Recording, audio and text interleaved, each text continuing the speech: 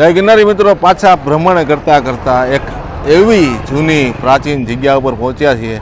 એનો ઇતિહાસ 5000 વર્ષ જૂનો અને એક મહાદેવનું મંદિર અને પાંડવકાલીન જગ્યા, જ્યાં સાક્ષાત ભીમે શિવલિંગની શોધ કરતાં કરતાં મહાદેવ પ્રસન્ન થઈને આખી કહેવાય કે પ્રગટ થયા. એવા મહાદેવના દર્શન કરવા માટે આજે આપણે આવ્યા છીએ ચલાળાની અંદર, અને એ મહાદેવના દર્શન કરાવવાનો છું તમને.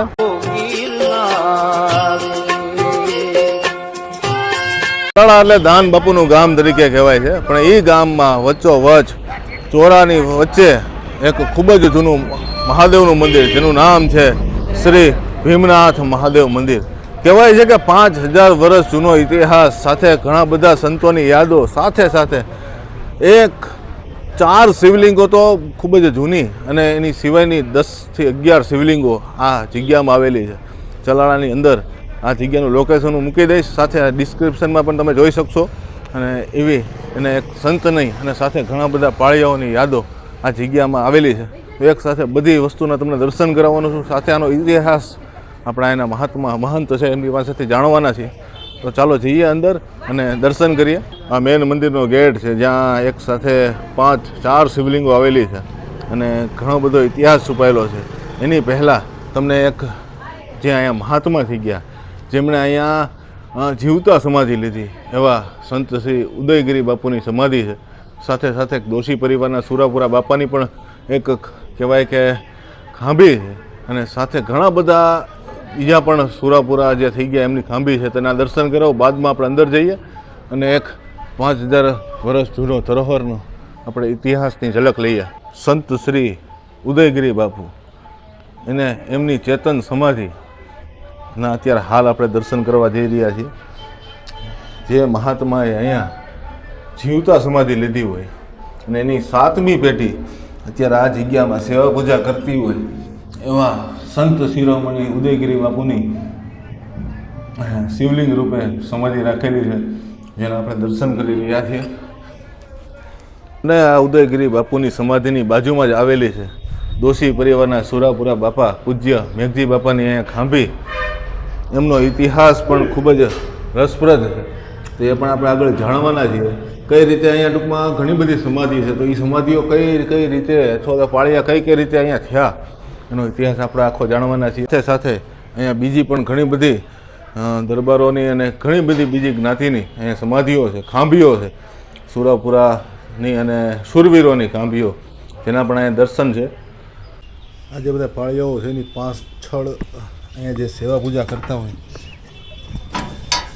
એમની પણ ઘણી બધી સમાધિઓ આવેલી છે, જે વર્ષોથી આ જગ્યામાં સેવા પૂજા કરે છે, અને એમની આ સ્મૃતિ ચિહ્ન તરીકે બધી સમાધિઓ રાખેલી છે. આ પણ એ જગ્યાનો જ ભાગ છે. આપણે આ જે સમાધિ અને ઉદયગીરી બાપુની સમાધિના દર્શન કર્યા બાદ હવે નિજ મંદિરની અંદર આપણે પ્રવેશ કરવાના છીએ. મંદિરની અંદર પ્રવેશ કરતાની સાથે જ પ્રથમ અહીંયા બીજી એક સમાધિ આવે છે, જે પૂજ્ય સંત શ્રી મંગળગીરી બાપુની સમાધિ છે, જે ઉદયગીરી બાપુની બાદમાં આ જગ્યાનો કાર્યભાર સંભાળતા. અને હવે આપણે જે 5000 વર્ષ જૂનું મંદિર છે એના દર્શન કરવા તમને લઈ જાઉં છું. એની પહેલાં એક આ જગ્યાનો ઇતિહાસ છે, તો ઇતિહાસ પણ તમને બતાવી દઉં. તો આ જે છે અહીંયા આખો લેખ લખેલો છે. અહીંયા કુંતા માતાને જે એની જે નિયમ હતા કે જે ડેઈલી સવારે ઉઠીને ભગવાન ભોળાનાથને અભિષેક કરવાનો, અને એ સમયે આ જગ્યા ઉપર જંગલ વિસ્તાર હોવાથી આ જગ્યામાં આવ્યા અને આ જગ્યા ઉપર રાતવાસો કરીને એનો તો લાંબો ઇતિહાસ છે, જે આપણે આગળ જાણશું. એની પહેલાં હું તમને આ જગ્યાનો દર્શન કરાવી દઉં. ત્યારે હવે આપણે એ 5000 વર્ષ જૂનું સ્વયંભૂ અને ભીમનાથ મહાદેવ એટલે ભીમે સ્થાપિત કરેલું, એની સાથે બીજા 2 શિવલિંગ, એટલે ટોટલ અત્યારે 4 શિવલિંગના દર્શન કરી રહ્યા છો. જેમાંનું આજે છે વચ્ચેનું, એ ભીમ જ્યારે સવારે કહેવાય કે શિવલિંગની શોધમાં હતા ત્યારે અચાનક આ શિવલિંગ પ્રગટ થયું હતું. એની બાજુમાં બીજું એક સ્થાપિત કરેલું છે, આ પણ સ્થાપિત કરેલું છે, જ્યારે ઓલું પણ એક સ્થાપિત કરેલું છે. એટલે એવા 4 શિવલિંગ તો તમારી સામે છે.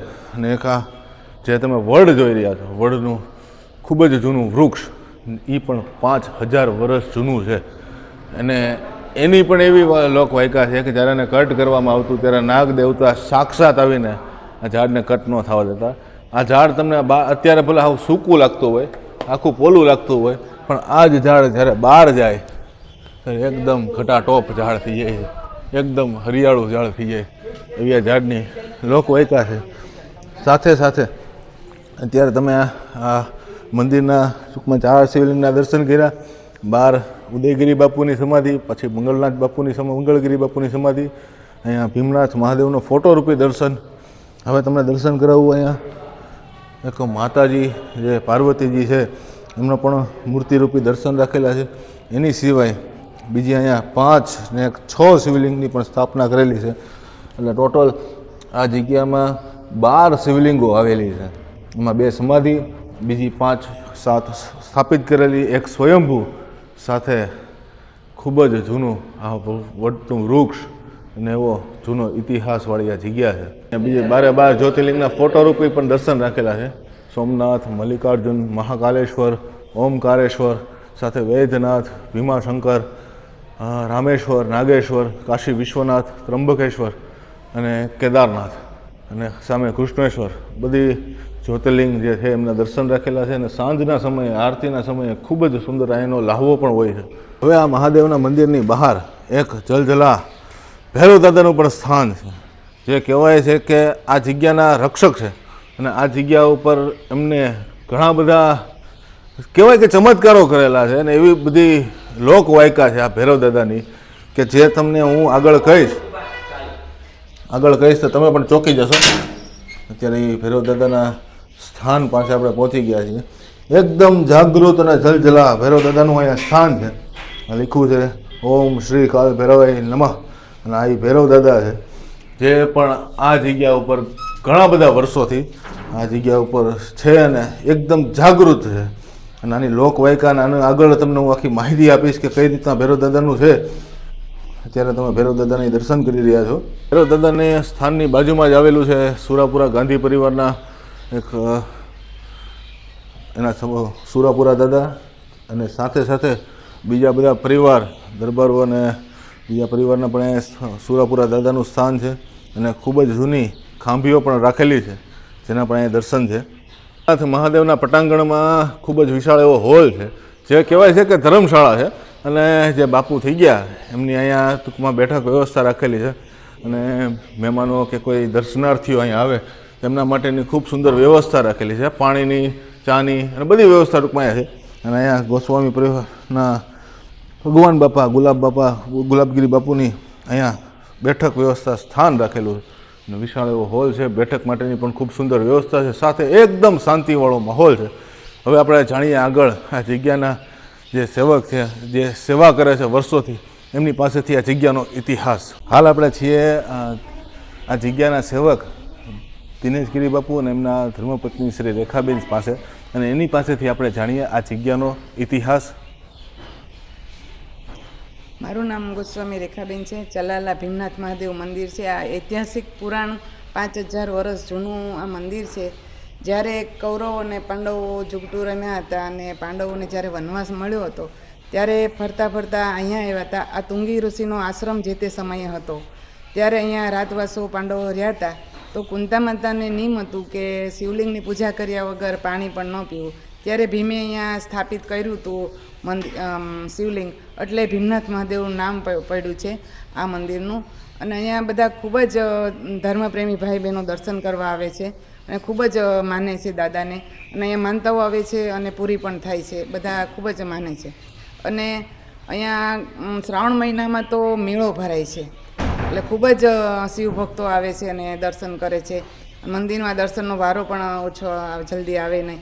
અને શિવરાત્રિ હમણાં આવશે, તો શિવરાત્રિમાં પણ આખો દિવસ ભાંગનો પ્રસાદ આપવામાં આવે છે. બપોરે ફરાળ કરાવવામાં આવે છે શિવભક્તોને, અને આખો દિવસ ધર્મ ધ્યાનનું કરવામાં આવે છે. એની બાજુ સામે ભૈરવ બાપાનું મંદિર છે. એ જેટલા પણ શિવભક્તો છે એમના રક્ષક છે ભૈરવ બાપા. એ પણ ખૂબ જૂનું અને પૌરાણિક મંદિર છે. અને એ સિવાય બીજું એક સંત શ્રી ઉદયગીરી બાપુનું મંદિર છે. તે ચેતન સમાધિ છે, એમને જીવતા સમાધિ લીધી હતી. એની બાજુમાં જે મેઘજી બાપા, શ્રી મેઘજી બાપાનું મંદિર છે, એ સુરાપુરા છે.